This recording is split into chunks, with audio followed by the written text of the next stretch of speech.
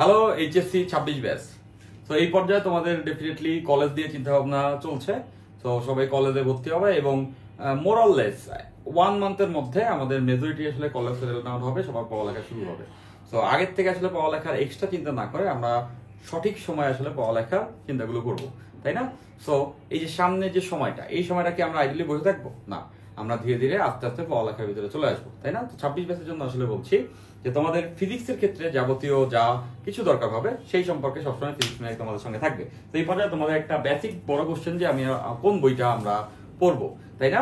So আমি এর আগেও বলেছি, এখন আরেকবার বলে রাখছি, তোমরা ফিজিক্সের ক্ষেত্রে এই দুটি বই আসলে ফলো করতে পারো। অনেক বই আছে বাজারে, 4-5টা বই তোমরা পেয়ে যেতে পারো, বাট মনে রাখবা যে যদি স্বপ্ন হয় বুয়েটে পড়া অথবা ঢাকা মেডিকেলে পড়া অথবা ঢাকা ইউনিভার্সিটিতে পড়া, যেটাই হোক, অ্যাডমিশনে চান্স পেতে হলে জাস্ট যে কোনো একটা বই পূর্ণাঙ্গ রূপে সলভ করলেই হয়। সেক্ষেত্রে আমি যদি আমার কথা বলি, আমি তপন স্যারের বই দেখতে পাচ্ছ, সাধারণ তপন স্যারের বই, এই বইটা পূর্ণাঙ্গভাবে পড়ি এবং তারপরে এটার উপরেই প্রিপারেশন নেই, যার মাধ্যমে আমি আসলে বইটা চান্স পাই।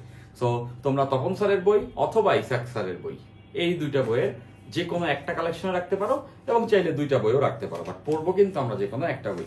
তো তোমরা যারা লাইব্রেরিতে যেতে যাচ্ছ, বই কিনতে যাচ্ছ, তাদেরকে বলছি ফিজিক্সের ক্ষেত্রে এই দুটা বই অবশ্যই কালেকশনে রাখবা।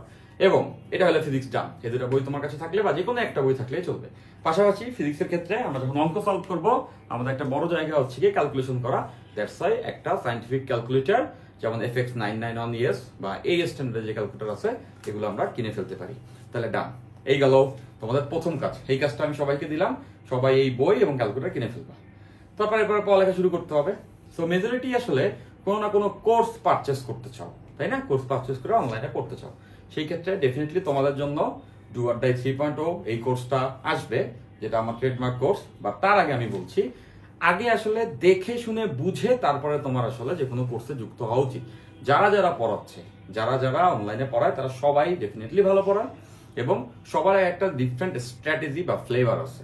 ওকে, তো তোমার কার পড়া ভালো লাগে এবং কে তোমাকে পূর্ণাঙ্গভাবে সম্পূর্ণটা পড়াচ্ছে, সেটা বুঝে কিন্তু কোর্স পারচেস করা খুব বেশি ইম্পর্টেন্ট। ওকে, তো সেই ক্ষেত্রে তোমাদের সবার জন্য একটা অপরচুনিটি বা একটা সুযোগ আমি আসলে করে দিতে চাই। তো সুযোগটা কিরকম? সুযোগটা হচ্ছে গিয়ে 26 ব্যাচের জন্য খুব সম্ভবত, এবং এটাই মেজরিটির ক্ষেত্রে হবে, পূর্ণাঙ্গ সিলেবাস থাকবে। সেক্ষেত্রে যদি আমি ফার্স্ট পেপার ফিজিক্সের কথা বলি, ফার্স্ট পেপার ফিজিক্স মোট 10টি চ্যাপ্টার আছে। ওকে, যেটা এর আগের 3-4 বছর শর্ট সিলেবাসে 7টি চ্যাপ্টার পড়তো, আর তোমাদের জন্য 10টি সিলেবাস, 10টি চ্যাপ্টার আছে সিলেবাসে, মানে বইয়েই 10টা চ্যাপ্টার আছে ফার্স্ট ইয়ারে। তাহলে এই 10টা চ্যাপ্টার প্রত্যেক কি থাকছে? কেমন হয় যদি একটা চ্যাপ্টারের পূর্ণাঙ্গ প্লেলিস্ট তোমাদেরকে ক্রিয়েট করে দেওয়া হয়? একটা চ্যাপ্টারের পূর্ণাঙ্গ প্লেলিস্ট যদি করে দেওয়া হয়, যেটাতে 100% জিনিসপত্র আমি গুছিয়ে পড়াই, তাহলে ডেফিনেটলি সেক্ষেত্রে তোমাদের বুঝতে সুবিধা হলো এবং সেই পড়াটা যদি তোমার ভালো লাগে, সেক্ষেত্রে কিন্তু তোমরা আমার সঙ্গে যুক্ত হতে আরো বেশি প্রিফার করবা বা যুক্ত হবা। তো দ্যাটস ওয়াই তোমাদের সবার জন্য আমি আগত 1 মাস ব্যাপী আমি সবাইকে বলতেছি, স্পেশালি কোনো কোর্স আসলে তোমাদের এখন কেনার দরকার পড়বে না যারা আমার সঙ্গে যুক্ত হতে চাও।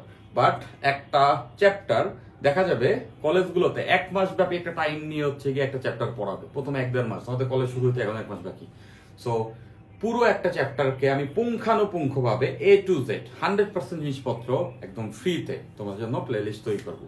এবং সেই প্লেলিস্টটা যদি তুমি করো, তোমার একটা চ্যাপ্টার ডান হয়ে গেল, মানে 10 ভাগের 1 ভাগ কাজ শেষ। এরপরে যদি তোমাদের পড়া ভালো লাগে, সেক্ষেত্রে তোমাদের জন্য আসলে স্পেশাল কোর্সগুলি আসবে।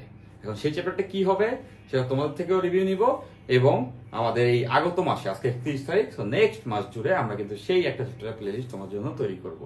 তোমরা সবাই নিশ্চয়ই রেডি, তোমাদের বন্ধুদেরকে জানিয়ে দিতে পারো।